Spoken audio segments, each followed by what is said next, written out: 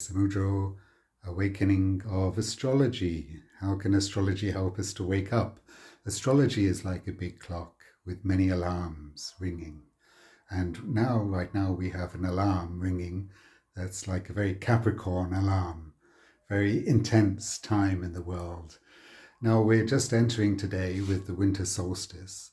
We're entering the last month of the sun being in Capricorn, whilst Pluto is in Capricorn. So the next month we have a very Capricornian month. Let's see what happens. Okay, so here's the task. Think about today and tomorrow. The sun is just at the beginning of Capricorn.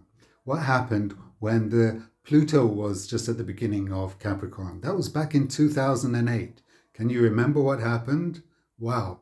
It was after the peak years of financial deregulation and stock market, and everyone was happy playing with stocks and feeling like now we're all going to get rich. That was when Pluto was in Sagittarius. The stock markets were at a peak in 2007 and then crashed. There were a couple of dates at the end of 2007 and during the year 2008, just when Pluto was moving from the last degree of Sagittarius into the first degree of Capricorn, we had what's called the Great Recession, the subprime mortgage crisis that's triggered in America, and the banking crisis that then sent shockwaves around the world that, oh my God, we're all losing so much money. We can't trust the banks anymore. And we were like hearing names that we've never interested in before, like Bernanke, the US Treasury Secretary, and things like that. So we could be reminded now of the intensity, the roller coaster ride in the financial world, and have a look back in your own life. How did that react? How did that trigger reactions in you? Were you then suddenly from optimism to pessimism? That's like Sagittarius to Capricorn. But Capricorn wants us to get grounded. It wants us to get real. Also, let's look back. What also happened in 2008? There was a war. Do you remember? There was just a 5-day war of Georgia and Russia. Russia invaded Georgia and so intensely finished Georgia just in 5 days, or the Georgian country, they decided we have to surrender and settle on Russians' terms. Oh, and here we are at the end of Pluto in Capricorn, and we have another war also involving Russia. So it's interesting at the beginning and the end of Pluto in Capricorn. There was also a total eclipse in 2008 on the 1st of August, and it actually went through Siberia. I remember I was actually in Altai at the time. I was there especially to do a first chakra group. The last day of our group, we watched the solar eclipse. It was amazing, wonderful experience in nature.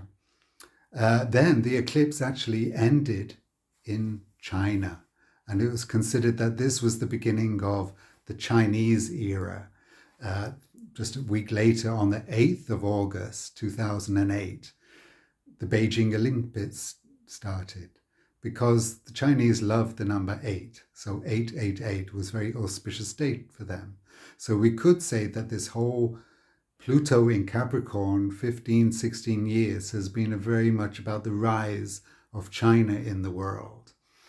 So what else was happening? Well, in politics, that was the year Obama was elected President of the United States at the end of 2008.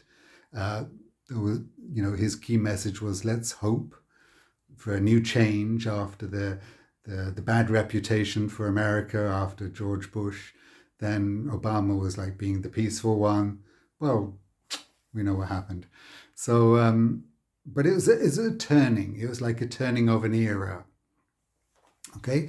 Also, back one more thing about finances, interestingly, also happened in November 2008, was a white paper was published by this man who started Bitcoin.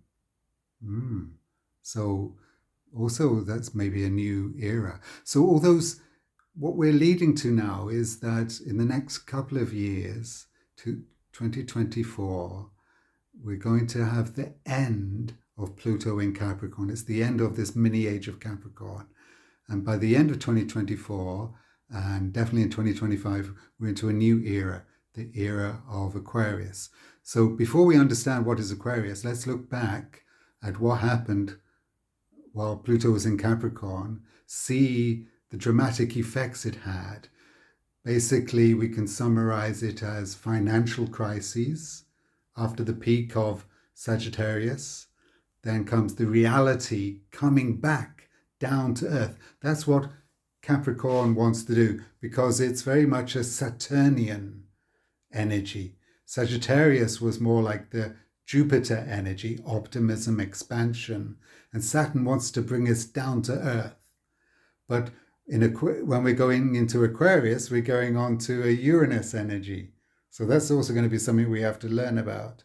So let's look back these 15, 16 years of Pluto being in Capricorn, whilst the Sun, for this last month, has returned from 2023 into 2024, and with the Chinese New Year coming at the end of the Sun being in Capricorn, and it's when the Sun moves into Aquarius, we also have a Chinese New Year coming.